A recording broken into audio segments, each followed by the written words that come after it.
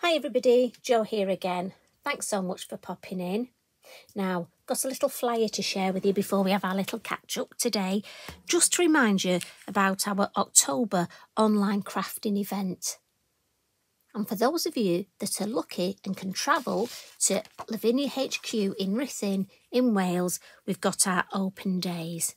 So again, if you want to need any information, just screenshot those, and can't wait. Always such great events. Now, last week I did a wreath card on the Tuesday on our catch up, and so many of you got in touch and said that you loved the use of the die, but you'd love a festive piece of inspiration.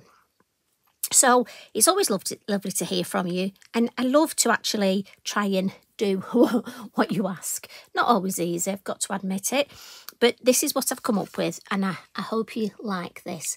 And we've got this fabulous snow. Look at that bit of 3D, bit of mixed media. That just means mixing your mediums. So we've got a bit of our crystal paste on here. We've got a die cut. We've got some stamping. There we go. You could even add a little bow if you wanted. As always, I've just put part of the design on the back of the card. I just think it's such a lovely touch, and on the envelope as well. So the die that we're going to use is this one again, and I'm just going to pop my card over here, and it's this lovely Funky Wreath design. And last week I used this, and you get two, you get both of them.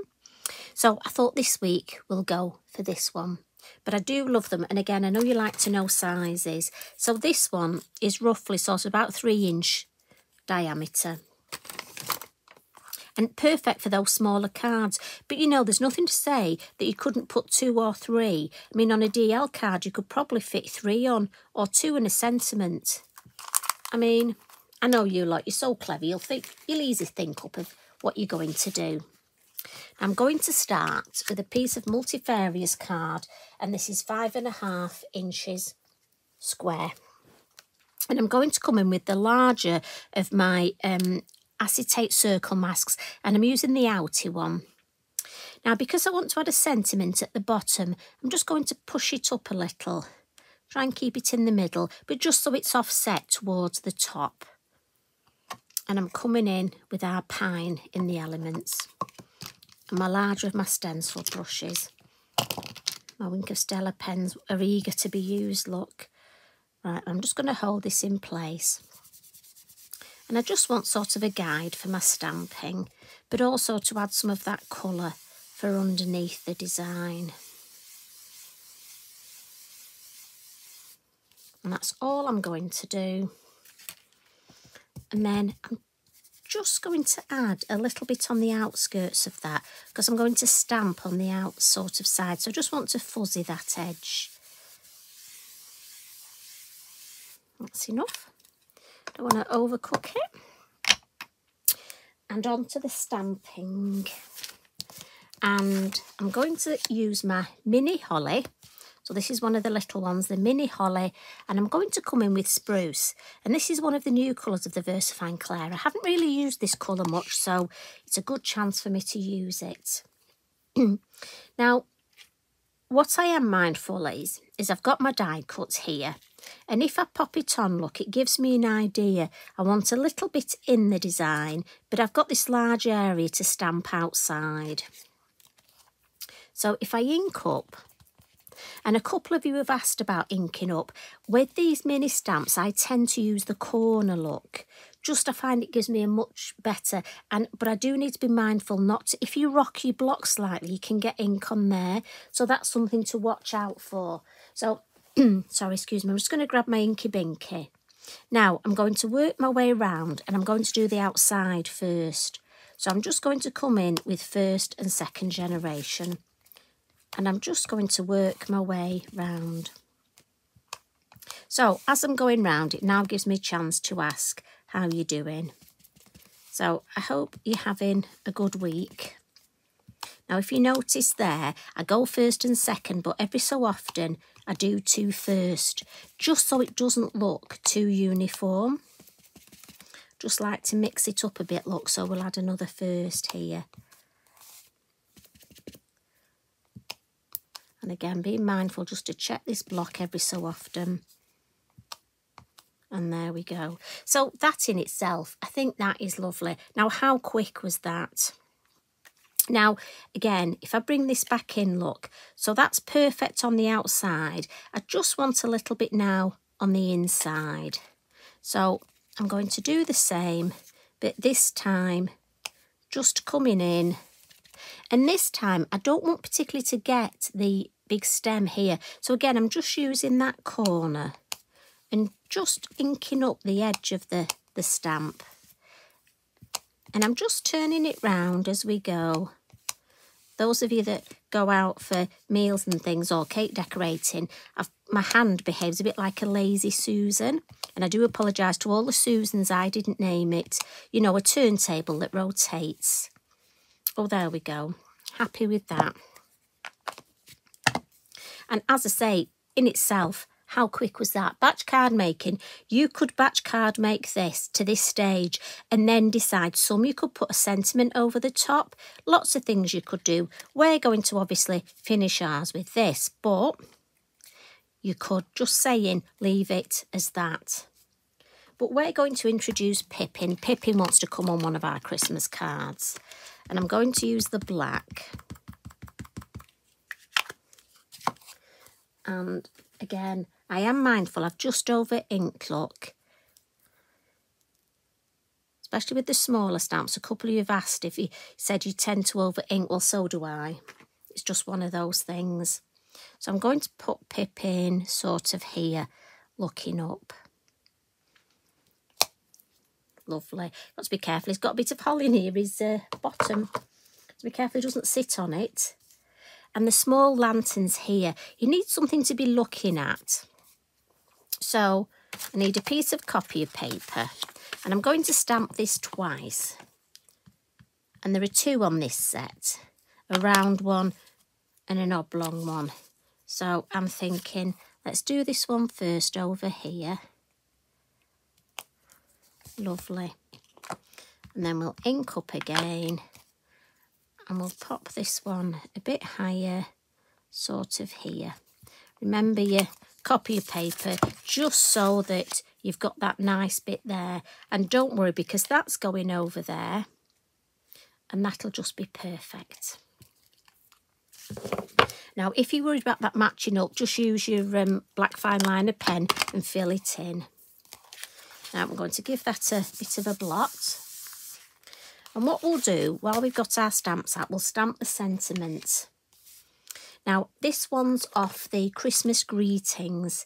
And this one I'm using the From Our Home to Yours. And I'm just going to bend it slightly. Remember, you can do that. I just think that looks lovely with the shape of our gorgeous wreath. And I'm just going to add a light ink first. So this is the Verdant.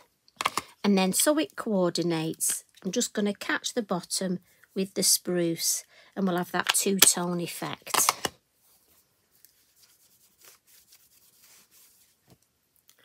And then I'm just going to pop my head over and stamp that there. Oh, lovely. But I'm just going to take that stamp off to straighten it. I don't want to leave it at an angle. Now, I just want to show you, I'm going to colour the die cut. And I've got one here that I've already done. And just so you know, I'm using our lovely metallic gilding polish. And all I do, and I'm just doing this on a non-stick craft mat just because I don't want to get it on my lovely Lavinia mat. And all I do is take a Lavinia paintbrush, look, water on it and literally paint. And I do both sides, simple as that, quick da-da-da-da-da. You don't need to see me do it all. And when it's dry, this is what we get. And how fabulous is that?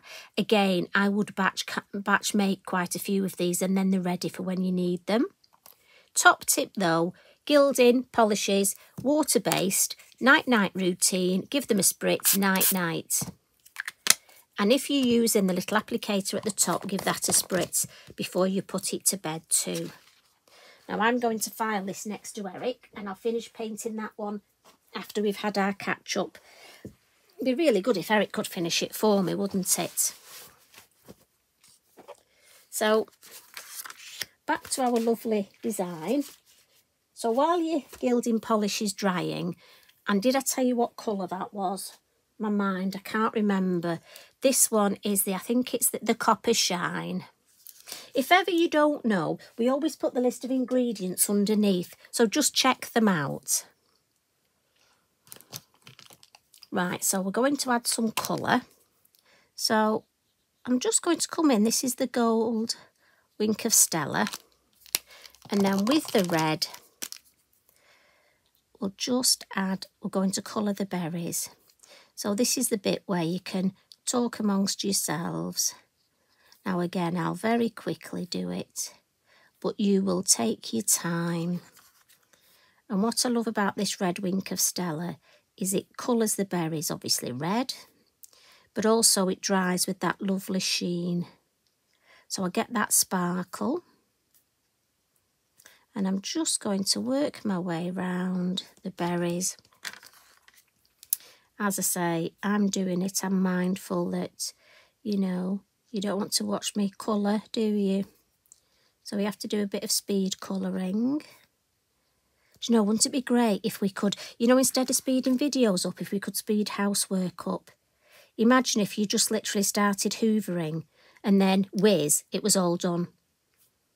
So I think whoever speeds the videos up needs to have a go at speeding the hoovering up and the housework. I mean, that would be fabulous, wouldn't it? Imagine we could spend even more time crafting.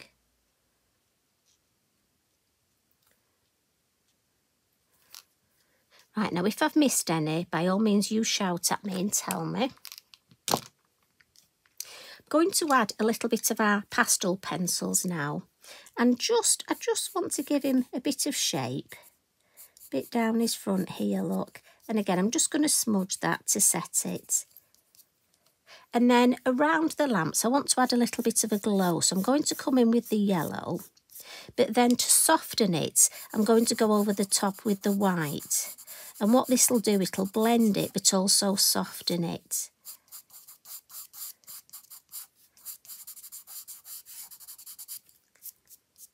And then we'll just add a little bit of the hint of a yellow glow look at his front. Can you see? And that just makes such a difference. I just want the hint of that. So, and as I say, that to me looks lovely. But I think once we add this, it just gives it another dimension. Now, I'm going to use our lovely Bippity Boppity glue. Now, this dries clear, so it will give us a little bit of wiggle time. Now, I'm just going to put it on the larger areas. Now, as you can see, I was very sparing with my gilding polish. We have got some white bits, but it's like on holiday. You know, it's okay to have white bits. Again, we'll just use my finger just to blend that out a little. And then I'm thinking, so again, you can just move this round. Let's have a look. Oh, I don't like, right, that's, oh no, that goes over the lamp. There. I think I'm going to go for that. So again, now just need a little bit under there. So there's bound to be one little bit I missed, wasn't there? Just always put the lid on. So if I can just catch that bit there with my finger, look, and then hold that down. And what I'll do when we've finished, you know, I always put one of my blocks on like that just to weigh it down. So I'll make sure they've all stuck down. Just give my fingers a bit of a wipe. Now, I'm going to add a little bit of Posca snow, the white Posca, just because for me it wouldn't be Christmas without. And then we'll come on to our main lovely 3D snow. So I'm just going round the holly, really. It shows up lovely on the holly and the berries. Gentle taps. And I'm just focusing exactly where I want it, look.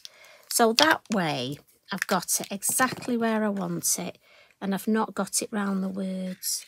Now, Our lovely 3D comes from this, and this is the crystal paste, Sizzix crystal paste. Now, this is fabulous through stencils, and I did do a video a while ago, so do check that out. And it has a little lid, look, which I've got to be honest, with my dodgy hands, it's not, there we go.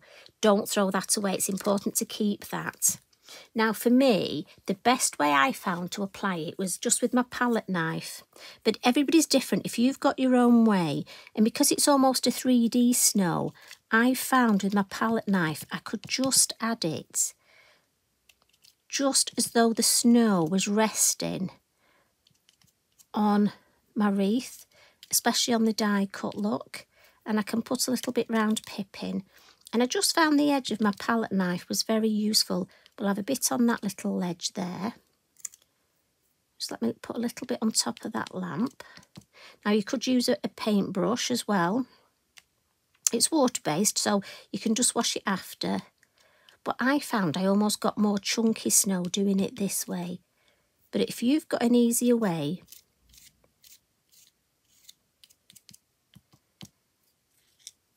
and again, if I find there's too much, look, I can just go in, move it around. I want a little bit over here, just on this. Just catching that edge there. Right, come on. Do you know what? I'm going to come in. There we go. Yeah, that's exactly where I wanted it. And a little bit. Right, on that little one there. I knew that little nail had come in useful. Bit on there. Right, lovely. Right, just give that a quick wipe. And then really important to put the plastic, I don't want to, I'm holding it over my work very gingerly, plastic on there and screw it tightly. Lovely. And then it won't dry out. But it's just another lovely way of adding that lovely sparkle for Christmas. Now, it does take a while to dry, so that's what it'll look like when you've got it at this stage. But this I did a couple of hours earlier, and look, it's dry and it's really hard. And I just think that's lovely. It's fabulous. And especially, we're just going to use it so much at Christmas, and it just adds something a bit different. So you could start off and make the general wreath, then maybe add one with a sentiment, and then maybe add Pipin and the lamps, the other wreath, more snow. So many different things you can do. You could change the colour of your die cut. I mean, what colour of the polishes have you got? Like I say, so many things you can do, and please share them. We love to see what you make. And, you know, how it inspires you and if it gives you ideas. So have fun. I should say Merry Christmas, shouldn't I? I know it's early, but you know what? I'm trying to get some in my box this year. And I have to say I'm doing very well. My box is looking lovely, thank you. And I've got my postage stamps ready before the postage goes up. So do you know what? I'm nearly all set for Christmas. I hope you are too. Enjoy the rest of your week. You take care. And I'll pop back soon. Love and hugs from me. Bye for now.